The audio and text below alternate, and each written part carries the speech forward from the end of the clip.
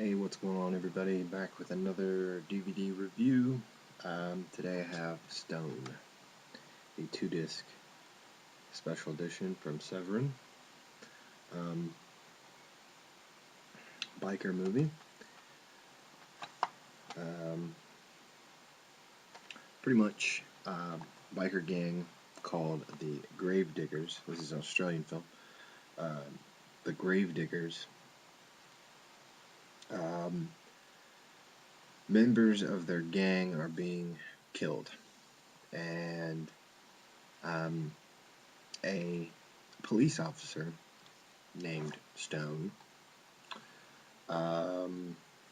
confronts them about possibly letting him in,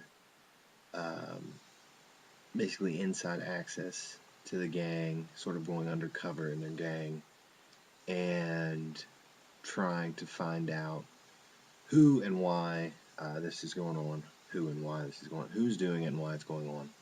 And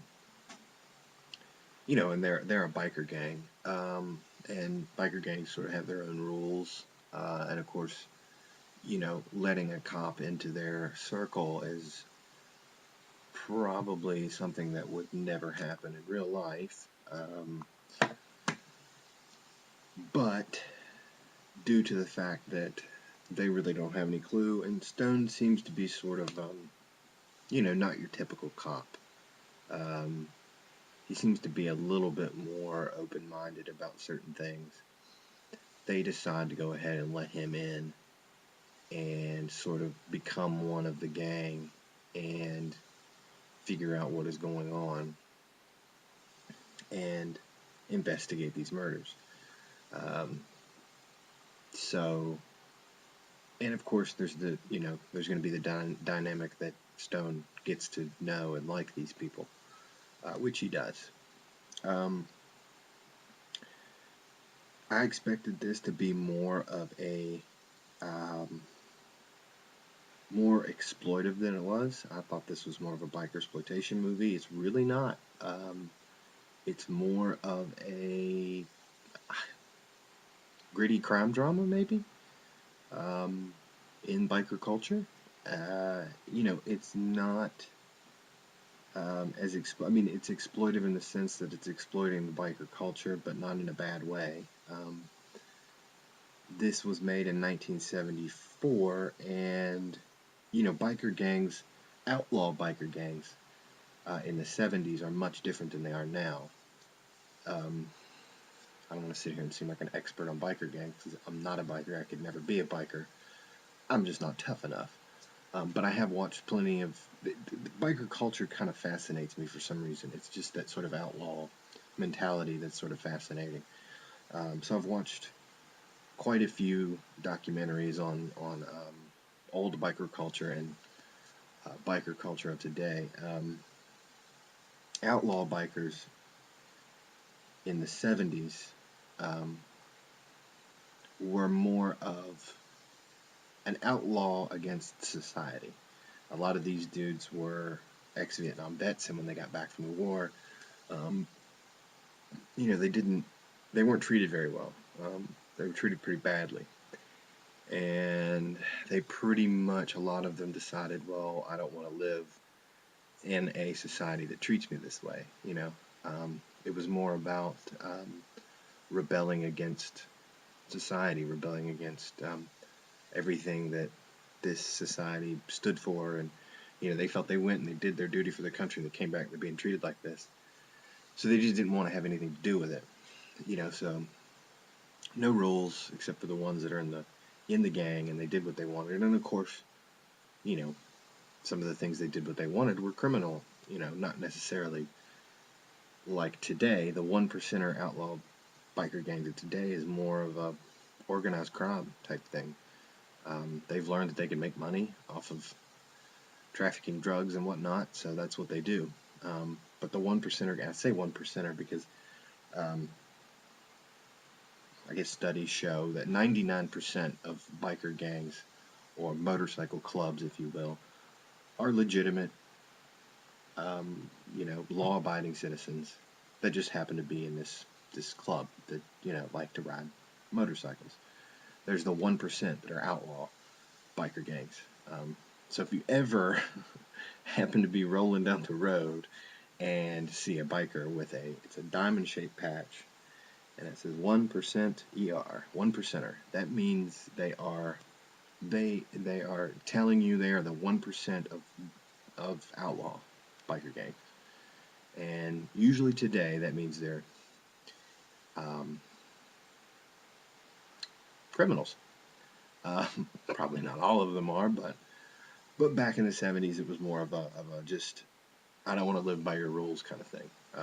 They had their own rules in their own circle, and everything else outside that circle, none of those rules applied to them. None of those laws applied to them. So, and this movie is more of a study of that sort of philosophy and that lifestyle, which is very, very interesting.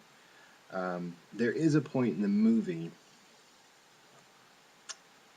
about midway through, maybe a little past midway through, where there's this long conversation in their little hideout, which is sort of this compound on a cliff near the ocean, where they sort of go deeper into who these people are and the study of that sort of lifestyle. And it does slow the movie down pretty much, pretty quickly.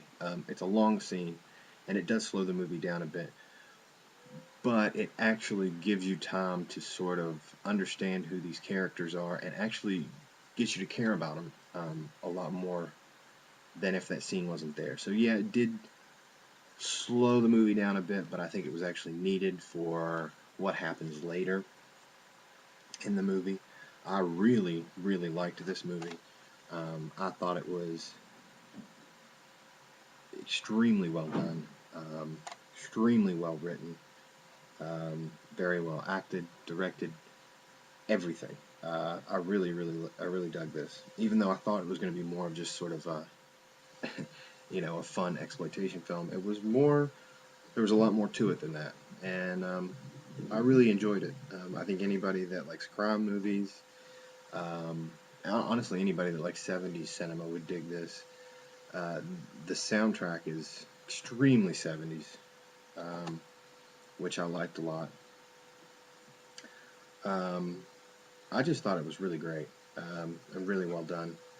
Now, this is the 2-disc edition. There was a 1-disc. This is the 2-disc. On disc 2, you get a featurette called Stone Forever, which is about, I want to say it's almost an hour long. And it was done during the 25th anniversary of Stone, and I guess every year, I don't know when this started, but they celebrate the movie. Apparently this time, this was in 1998, there were 35,000 bikers in attendance. I guess in Australia, this is like, if you're a biker, you have seen Stone, you own Stone, and you love Stone. And it had a lot of the original cast members interviewed. It had director interviewed.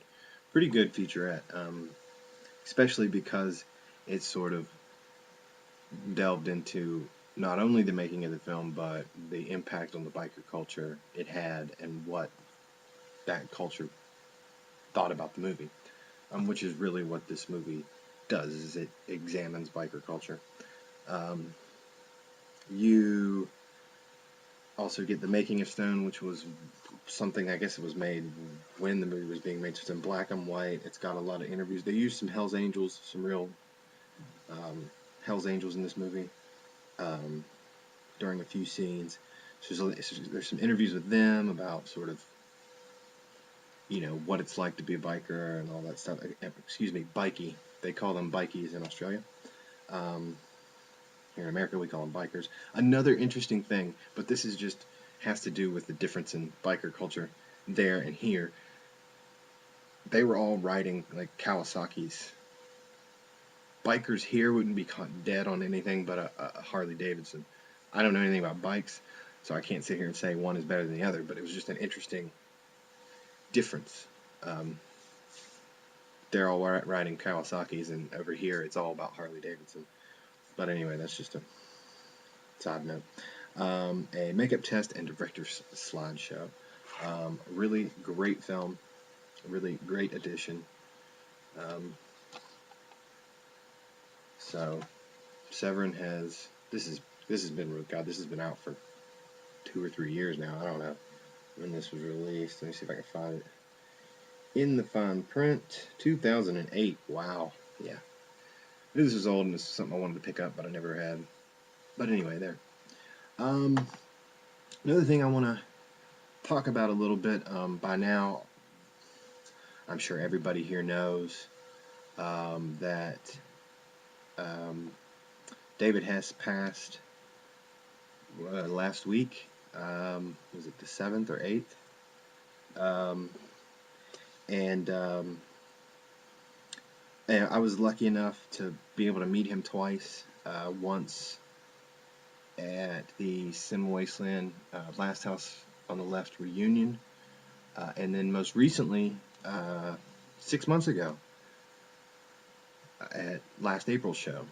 So it was kind of weird when I found out about it because seen him, I met him 6 months ago, and he was looked completely fine, looked healthy as could be.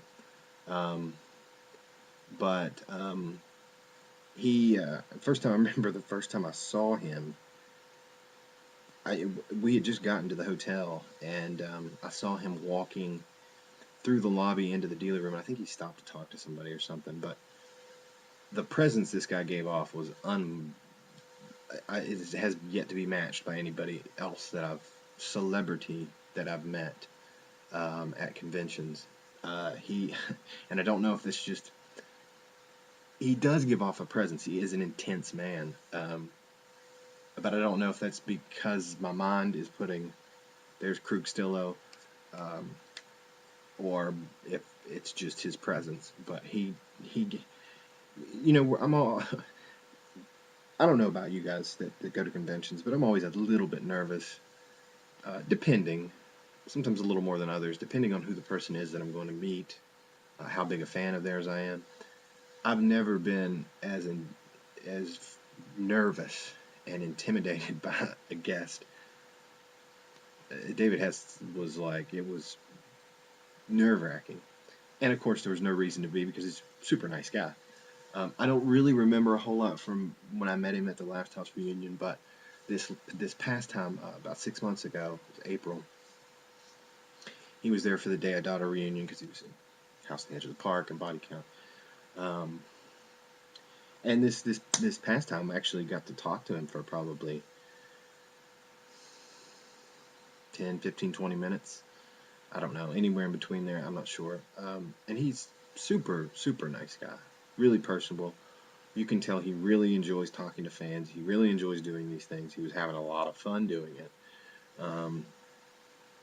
He actually made a comment about my Nail Gun Massacre shirt. He's like, "Oh yeah, Nail Gun Massacre, huh?" And I was like, "Yeah, he's kind of got this reputation as a ladies' man or a lady killer, whatever you want to call it." And I was like, "Yeah, check this out." And at the bottom of the shirt, it says the tagline, "It's a very penetrating story." I was like, "Yeah, see, look, it's a very penetrating story." And he laughed and he was like, "Oh, yeah, well, you can take that sexually, can't you?" And I was like, "Yeah, well, I think that's what they were going for." And he was just really nice, and really, you could tell he really wanted to be there.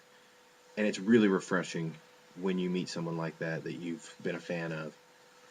Because I have met some people that, weren't right out rude to me, but you could tell that they didn't want to be there. They didn't want to meet you. To them, this was just part of the job. This was just self-promotion. And I have two in my mind right now. I'm not going to say names. But these were bigger guys. These were, of course, they're not, we're talking horror celebrities here. But these were two of the bigger guys. They just didn't want to be there. They didn't want to meet you. They didn't care to talk to you. It was just a job to them. David Hess was not like that. He really, you could tell, enjoyed to talk to his fans and enjoyed doing these things. And that's always really great to see. And I'm very grateful that I got to meet him, and it's very sad that we lost him. I think he was extremely talented.